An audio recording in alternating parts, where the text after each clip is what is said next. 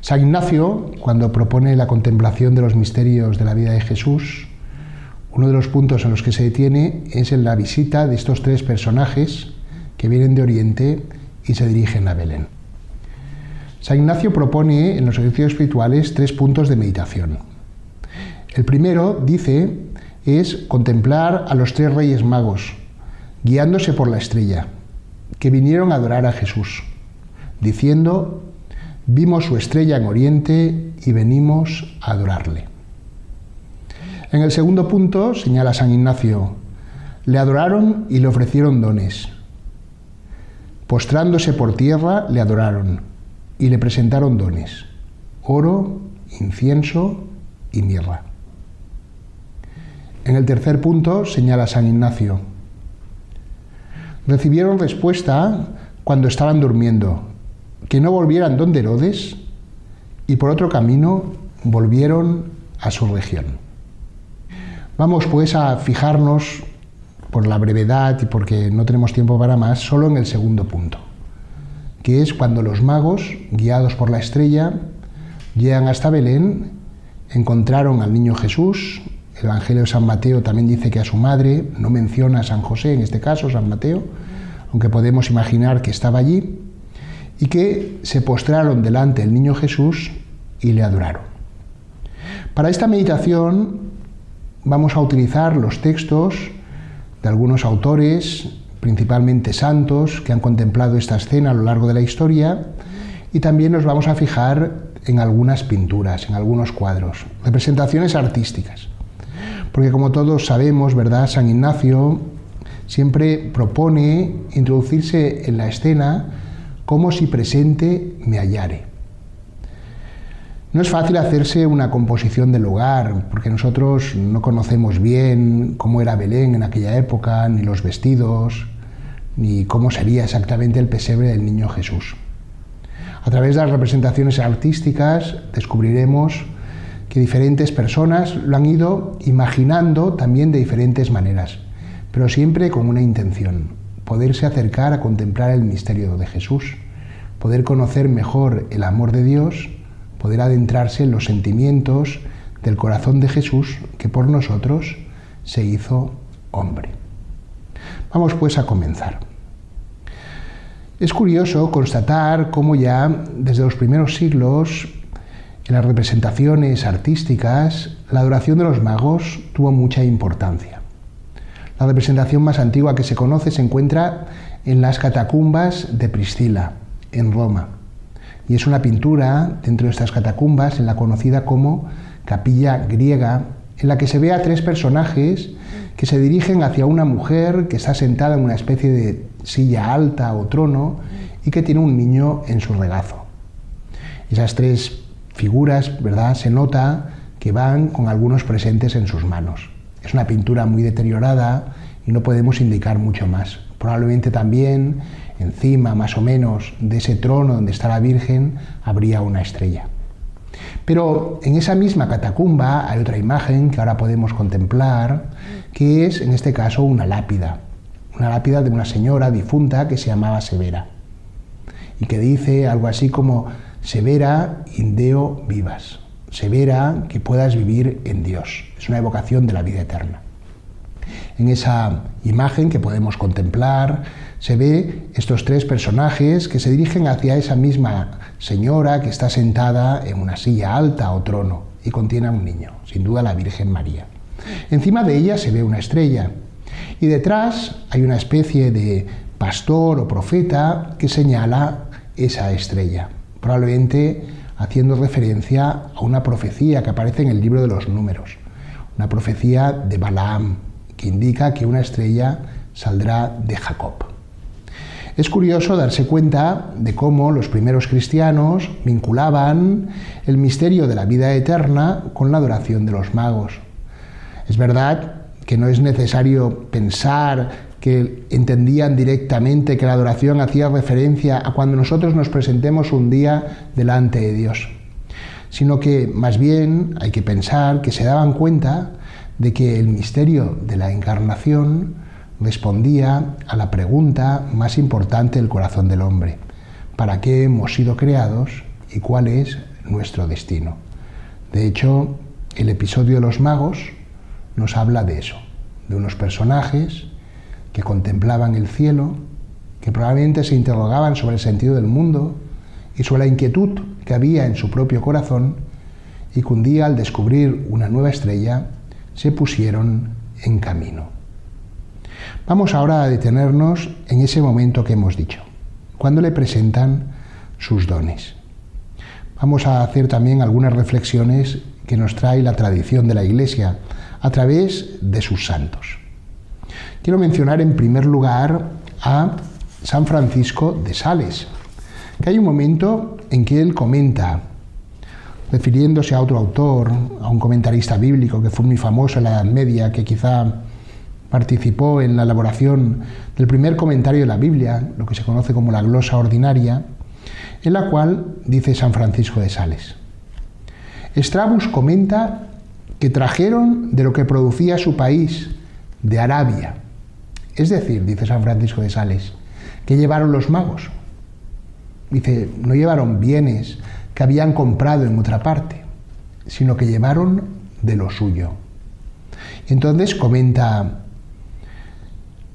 San Francisco, dice, muchos quieren darle a Dios lo que aún no tienen. Y por ejemplo dice San Francisco de Sales, dice, entonces algunos le dicen, cuando yo sea más anciano, cuando sea mayor, pues entonces me dedicaré a ser más devoto. Es decir, le quiere dar lo que todavía no tiene.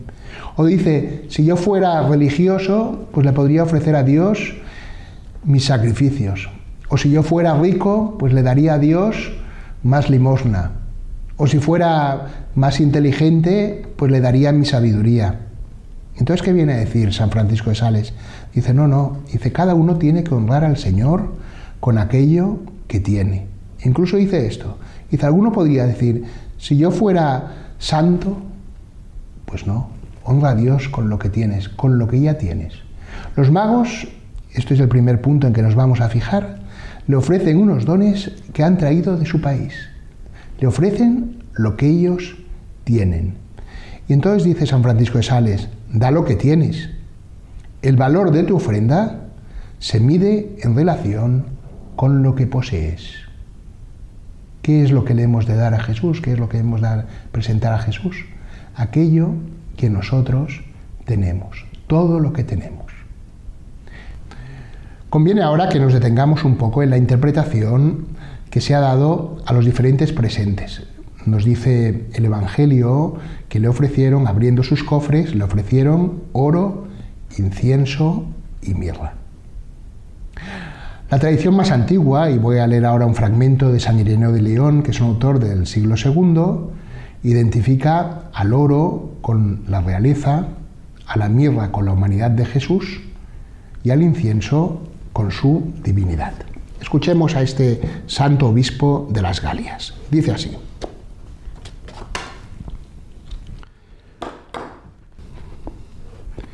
la mirra significaba que era él el que, o por nuestra raza humana mortal, moriría y sería sepultado. El oro, que él era el rey, del cual el reino nunca tendría fin. El incienso, por fin, que él era el Dios que venía de haberse hecho conocer en Judea y de manifestarse también a los que no le buscaban. Esta es la tradición que todavía se sigue sosteniendo en la Iglesia y la primera que viene desde lo más antiguo.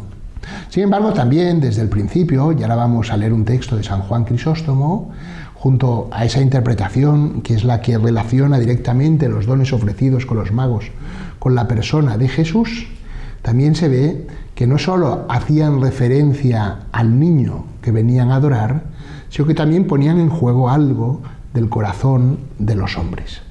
Así, por ejemplo, San Juan Crisóstomo, en su comentario a San Mateo, una obra esta de San Mateo muy importante, porque Santo Tomás de Aquino, por ejemplo, decía del comentario de San Juan Crisóstomo a San Mateo que él por tenerla habría dado hasta la ciudad de París, en tanto la ponderaba y tanto la quería esta obra. Dice San Juan Crisóstomo en el comentario a este fragmento del Evangelio, dice, no solo le adoran, sino que abiertos sus cofres le ofrecen dones. Dice, y dones no como a hombre, sino como a Dios, porque el incienso y la mirra de estos son símbolos, es decir, de la divinidad de Jesús. Y dice, ¿y por qué le ofrecen estos dones?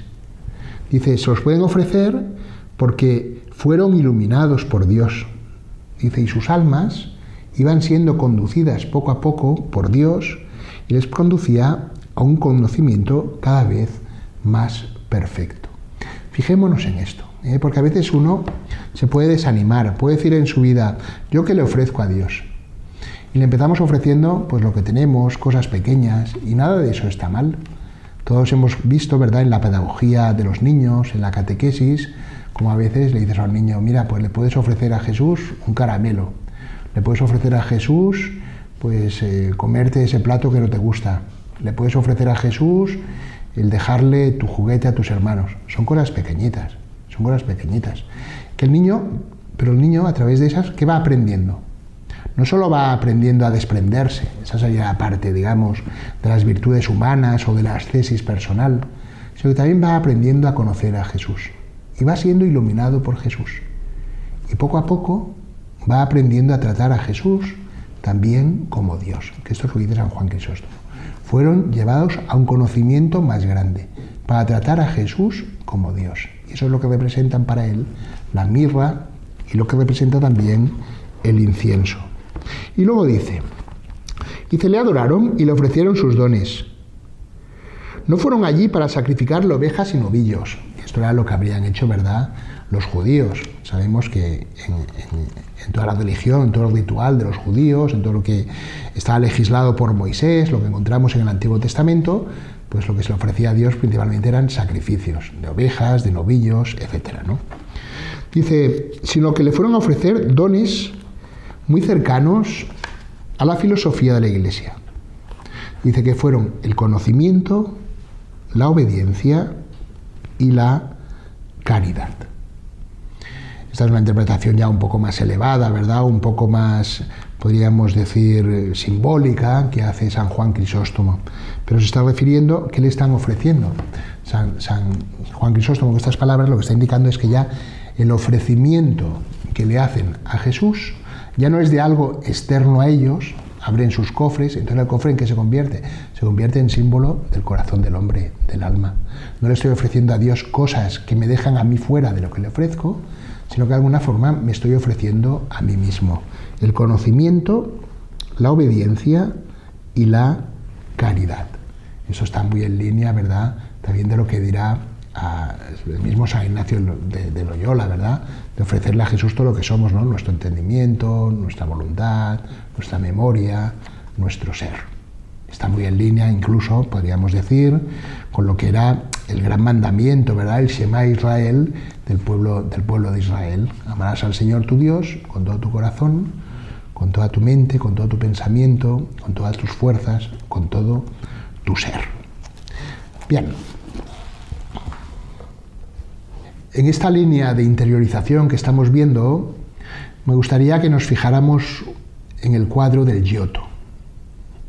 A mí el Giotto me gusta mucho, porque me parece que es un pintor que logra expresar con mucha simplicidad misterios muy grandes. En este cuadro de la adoración de los magos que estamos viendo, nos podemos fijar en que el rey que se ha acercado a Jesús, ¿verdad?, se ha desposeído de la corona, es Melchor, se ha desposeído de la corona y está besando al niño Jesús. Al mismo tiempo, el incienso, ¿verdad?, lo tiene un ángel que está ahí al lado de la Sagrada Familia. ¿Y qué se está simbolizando aquí? Fijaros, es una cosa que es tremenda, porque si el incienso, decíamos, puede simbolizar la divinidad de Jesús y también hace referencia en toda la tradición de la Iglesia, también con un fundamento en el Antiguo Testamento a la misma oración, suma mi oración como incienso en tu presencia, está indicando esa ofrenda interior del corazón. El incienso ya está en manos de los ángeles, es la oración que sube hacia Dios. Sin embargo, lo que está haciendo el rey, lo que hemos de hacer nosotros, ¿qué es? Adorar la humanidad de Jesús. Aquello, el verdadero don que hacemos es reconocer la humanidad de Jesús, es decir, aceptar el don que Dios nos da. En esa imagen, que me gustaría que contempláramos mucho, ¿verdad?, ya se ve, no se trata el regalo, por tanto, el presente que traen los magos, no establece una distancia con el niño Jesús, sino que al contrario, lo que hace es unirnos íntimamente a Jesús. Hace un momentito, ¿verdad?, mientras preparaba esta charla, he encontrado un autor medieval, Estrabón, Wilfrido Estrabón. Entonces, este autor dice algo así como: con sus 3 dones místicos manifiestan su fe. Es decir, místico significa que tienen un valor simbólico, ¿verdad?, que son signo de otra cosa. Eso se refiere con la palabra místico. Y yo cuando leía esta frase, con sus 3 dones místicos manifiestan su fe, pensaba, claro, porque no se trata de unos dones que ellos ofrecen para aplacar a un Dios, que eso es lo que a veces, ¿verdad?, en algunas religiosidades, sobre todo deformes y estropeadas, pues se entiende, ¿verdad? Hay que aplacar a los dioses para que no nos sancionen, para que no nos castiguen. Sino por lo contrario, de lo que se trataba es de que unirse cada vez más a Dios por esos dones. Y eso también es bonito de considerar. Todo lo que nosotros le ofrecemos a Dios no es para mantener a Dios alejado de nosotros, para justificar nuestro buen comportamiento o para evitar que nos castigue por nuestras malas obras, sino que lo que hacemos es unirnos más a Jesús. Por eso, el verdadero don es el que uno hace de sí mismo, pero uno puede decir, cuando uno se da a sí mismo, ¿a qué se da? ¿O a dónde se da? Hombre, pues se da al mismo Dios, es decir, se une con Dios. Precisamente San Bernardo, hay un momento en que comenta esto, dice, nosotros no podemos corresponder a Dios dándole nada que sea equivalente a lo que Él nos ha dado, porque Dios es infinito, Dios es omnipotente y nosotros somos limitados y nuestro poder pues también es insuficiente, ¿verdad? No podemos en ese caso corresponder a Dios, no podemos igualarle. Pero dice San Bernardo, sí que hay algo en lo cual tú puedes igualarte a Dios, y es que puedes amarle con todo tu corazón. En estos 3 dones podemos ver lo siguiente también, que estos magos en la carne reconocen a Dios. En el niño reconocen su sabiduría y en la debilidad reconocen la virtud, la potencia de Dios. Fijémonos un momento más, ¿verdad?, en este cuadro del Giotto, donde se ve esa postración del Rey delante del niño Jesús, ese don que ya es acogido y que es llevado al cielo, pero que precisamente es acogido y llevado al cielo por el corazón con el que se ha entregado, por ese Rey, ¿verdad?, que besa cariñosamente, afectuosamente, con profunda adoración. La adoración es el amor agradecido al Verbo de Dios que se ha hecho carne. En esta misma línea, ¿verdad?, ya con otro lenguaje, podemos comentar un texto de Catalina Emmerich. Esta vidente tiene unas visiones sobre el Evangelio muy sugerentes y ella comenta precisamente la visita de los magos de Oriente al niño Jesús. Quiero señalar que los nombres que ella le da son un poco distintos a los que nosotros estamos acostumbrados. Melchor para ella es Mensor, Gaspar es Sair y el que sería Baltasar ella lo denomina Teóceno. Comenta esto. Dice, vi entonces a Mensor que sacaba de una bolsa colgada de su cintura un puñado de pequeñas barbas compactas, pesadas. Esto sería el oro, brillantes como el oro. Era su regalo, que colocó humildemente sobre las rodillas de la Santísima Virgen al lado del niño Jesús. Dice, Mensor dio aquellas pequeñas barbas de oro porque era muy sincero y caritativo y buscaba la verdad con un ardor constante e inquebrantable. ¿Veis aquí el oro, por tanto, de qué es signo? De la caridad, de la sinceridad, de la búsqueda de la verdad, signo como de la pureza, de lo que verdaderamente vale, de un corazón que no tiene doblez, que no conoce el engaño, como dice el Salmo. Dice, después se retiró y vino Sair, el rey cetrino, que se arrodilló con una profunda humildad. Dice, ¿y ofreció qué? Un vaso de oro para poner el incienso, lleno de pequeños granos resinosos, de color verdoso. Lo puso sobre la mesa delante del niño Jesús. Dice, ¿por qué dio el incienso? Dice Catalina Emmerich. Dice, porque era un hombre que se conformaba respetuosamente y desde el fondo de su corazón a la voluntad de Dios y la seguía con amor. ¿Veis? El incienso, en este caso, ¿verdad?, no está vinculado tanto a la oración, suba mi oración como incienso en tu presencia, como al cumplimiento de la voluntad de Dios. Seguir lo que Dios quiere de nosotros, que es el ofrecimiento que uno tiene que hacer, ¿verdad? Y dice, y luego vino Teófilo, el mayor de los tres. Tenía mucha edad. ¿Y este qué ofreció? Dice, ofreció la mirra. Dice, ¿por qué? Por ser el símbolo de la mortificación y la victoria sobre las pasiones. Pues este hombre excelente había sostenido perseverante lucha contra la idolatría, la poligamia y las costumbres violentas de sus compatriotas. ¿Veis? Aquí Catalina pues le da también este significado, de la mortificación, en este caso a la mirra que uno puede ofrecer, el sacrificio de su trabajo, de la obediencia a la voluntad de Dios, y eso es quizá lo que más a nosotros nos cuesta, y de la búsqueda sincera de la verdad. A mí me parece que estos 3 puntos que dice esta santa, ¿verdad?, al margen de todo el envoltorio de lo que ella vio y la descripción, que son bonitas, están editadas en castellano y se pueden leer, pero indican algo muy necesario para el tiempo actual, porque muchas veces nosotros huimos de la verdad. Toda la historia de los magos es la de unos personajes que estaban intrigados por conocer la verdad de todo, la verdad del mundo, del sentido del mundo, y la verdad de su propia existencia. Contrasta esta búsqueda con lo que sucede en Jerusalén, donde Herodes, donde aquellos sabios que incluso tenían los libros de las profecías del Antiguo Testamento y conocían lo que decía Miqueas sobre el nacimiento del Mesías en Belén, no están preocupados por esa verdad. Son también personas, muy necesario para nuestro tiempo, que lo que buscan sobre todo es cumplir la voluntad de Dios. No que Dios se ciña a su voluntad, sino que ellos, ¿verdad?, lo que desean es hacer lo que Dios les pida. Por eso al final, aunque nosotros no lo vayamos a comentar, pero del episodio del Evangelio se dice que, avisados por un ángel de que no volvieran a Herodes porque quería matar al niño, volvieron a su casa por otro camino, cumplir la voluntad de Dios. Y finalmente la aceptación, ¿verdad?, de la frustración a veces, y también del dolor, de la enfermedad. Hemos de pensar que estos magos en su viaje probablemente tuvieron que pasar muchas privaciones, hicieron un recorrido muy largo. Eso simboliza también la mirra. Nosotros también hemos de aprender a ofrecérselo a Dios.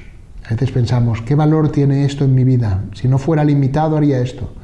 Quizá el gran don que Dios te ha dado es la posibilidad de ofrecerle tu limitación, de poderte unir al misterio de Jesús, que también se ha limitado, se ha hecho siendo Dios, se rebajó, dice San Pablo, se hizo hombre, tomó la condición de esclavo.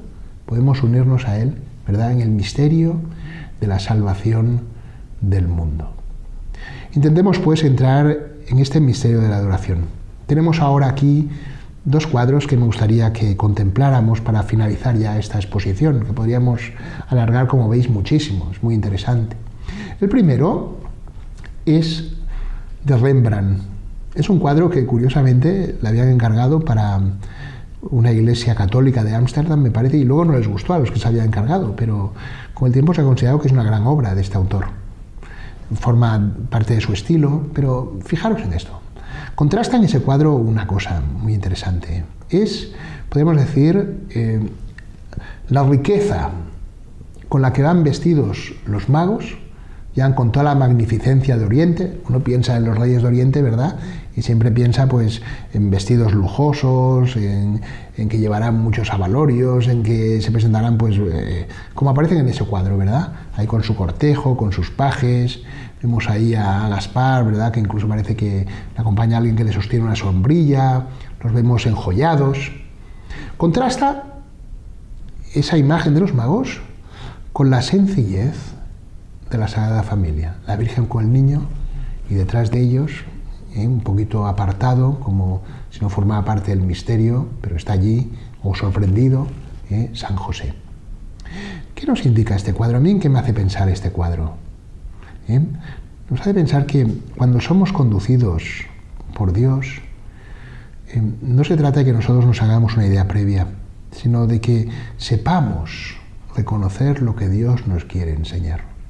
Cuando veo este cuadro, me doy cuenta, ¿no?, de que imaginemos que los magos eran así, como los pensó Rembrandt. Sin embargo, llegan a Belén, ven a un niño con su madre, llegaron a la casa, dice San Mateo, ¿no? Quizá ya no estaba en el pesebre, quizá ya era un niño que andaba, no lo sé. Pero se adoran, postrándose, lo adoraron, porque vieron la estrella. No antepusieron su criterio, lo que ellos imaginaban que tenía que ser, a lo que encontraron, sino que se dejaron sorprender por el misterio de Dios, tal como era. Y el segundo cuadro que me gustaría que contempláramos y con el cual vamos a finalizar nuestra exposición es de Velázquez. Es de la época sevillana de este autor, ¿verdad? No es la época cumbre de Velázquez, pero siempre es muy interesante. Si nos fijamos en este cuadro, que han comentado los especialistas, ¿verdad?, que él utiliza personas como normales, no son unos reyes que van vestidos lujosamente, ni siquiera llevan coronas, Van vestidos como podía ir vestida probablemente la gente de aquella época de Sevilla. De hecho, en este cuadro no contrasta la presencia de los magos con la de María, José y el niño, sino que al contrario, se nota como si todos formaran parte de un mismo ambiente, de una misma sociedad. ¿Qué nos indica eso? Nos indica la contemporaneidad del misterio de Cristo. La Iglesia nos invita continuamente a adentrarnos en los misterios de la vida de Jesús. Como lo decía el Papa Benedicto XVI, en la Eucaristía Jesús sigue haciéndose contemporáneo de todos nosotros, sigue acercándose a todos nosotros. Nosotros también a Jesús en la Eucaristía nos podemos acercar para presentarle nuestra adoración, para ofrecerle nuestros dones, para entrar en esa intimidad con Él.